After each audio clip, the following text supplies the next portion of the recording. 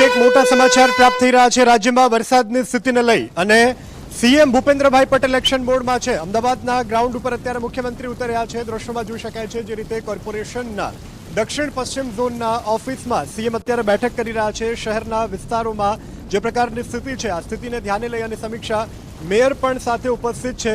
અત્યારે બેઠક કરવામાં આવી રહી છે ભારે વરસાદની સ્થિતિને લઈ અને માહિતી મેળવી રહ્યા છે।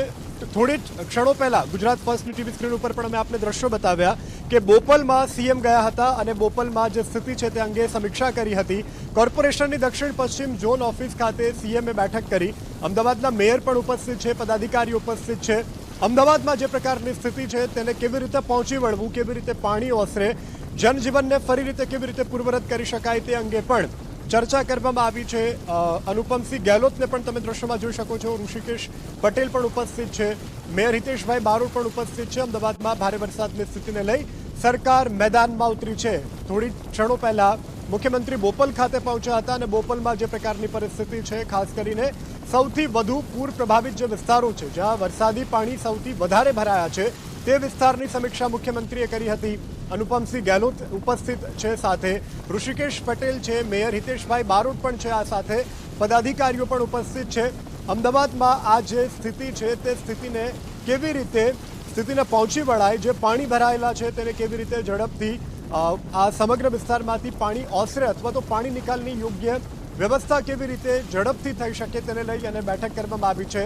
અમદાવાદમાં ગત રોજથી જ જે પ્રકારે મેઘરાજા દે ધનાધન બેટિંગ કરી રહ્યા છે અને તેને કારણે અમદાવાદમાં અત્યારે પૂર જેવી સ્થિતિ, અમદાવાદમાં જ્યાં સ્થળ ત્યાં જળની સ્થિતિ છે, ત્યારે હવે મુખ્યમંત્રી પણ વિસ્તારોની સમીક્ષા કરી રહ્યા છે। અલગ અલગ અન્ય જે વિસ્તારો છે તે અંગે પણ તેઓ માહિતી મેળવી રહ્યા છે। સંવાદદાતા રાહુલ આપણી સાથે લાઈવ જોડાઈ ચૂક્યા છે। રાહુલ, અત્યારે સીએમ જ્યારે ઉપસ્થિત છે કેવા પ્રકારની સમીક્ષા કરવામાં આવી રહ્યા છે, કયા કયા અધિકારીઓ ઉપસ્થિત છે અને બેઠકમાં કોઈ ચર્ચા અંગે આપની પાસે વિગતો?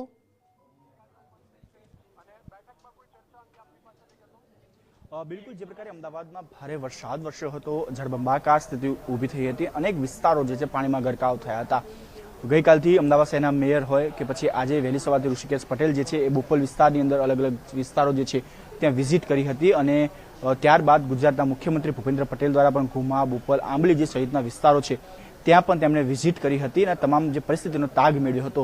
હાલ અમદાવાદનું દક્ષિણ પશ્ચિમ ઝોન ઓફિસ જે છે ત્યાં ગુજરાતના મુખ્યમંત્રી ભૂપેન્દ્ર પટેલની જે છે બેઠક ચાલી રહી છે। આની અંદર અમદાવાદ શહેરના મેયર હિતેશ બારોટ, ઋષિકેશ પટેલ, સાથે સાથે જો વાત કરવામાં આવે તો અમદાવાદ શહેરના પોલીસ કમિશનર અનુપસિંહ ગેહલોત સહિતના જે અધિકારીઓ છે તે આ બેઠકમાં હાજર છે અને પાણીનો નિકાલ કઈ પ્રકારે જલ્દીમાં જલ્દી નીકાળવામાં આવે અને લોકોને જે છે એ આ સમસ્યામાંથી છુટકારો ક્યારે મેળવવામાં આવે તેને લઈને હાલ બેઠક ચાલી છે। તમામ અધિકારીઓ જે છે એ બેઠકમાં છે, કારણ કે જે પ્રકારે અમદાવાદ શહેરની અંદર ભારે વરસાદ વરસ્યો હતો અને ઐતિહાસિક રેકોર્ડ જે 10 વર્ષનો જે રેકોર્ડ હતો તે તોડ્યો હતો અને 15 કલાકમાં 18 ઇંચથી પણ વધારે વરસાદ વરસ્યો હતો, ત્યારે અમદાવાદના અનેક વિસ્તારો જે છે ત્યાં જળબંબાકારની સ્થિતિનું નિર્માણ થયું હતું। ત્યારે હાલ ગુજરાતના મુખ્યમંત્રી ભૂપેન્દ્ર પટેલ છે, અમદાવાદ શહેરના મેયર છે, સાથે સાથે અમદાવાદ શહેર પોલીસ કમિશનર છે, તમામ જે લોકો છે તે હાલ આ બેઠકમાં હાજર છે અને અમદાવાદ શહેરની અંદર જે પ્રકારની પરિસ્થિતિ ઊભી થઈ છે, કારણ કે દર વર્ષે અમદાવાદ શહેરની અંદર જે પ્રકારે વિકાસના કામોના કરવામાં આવતા હોય છે, પરંતુ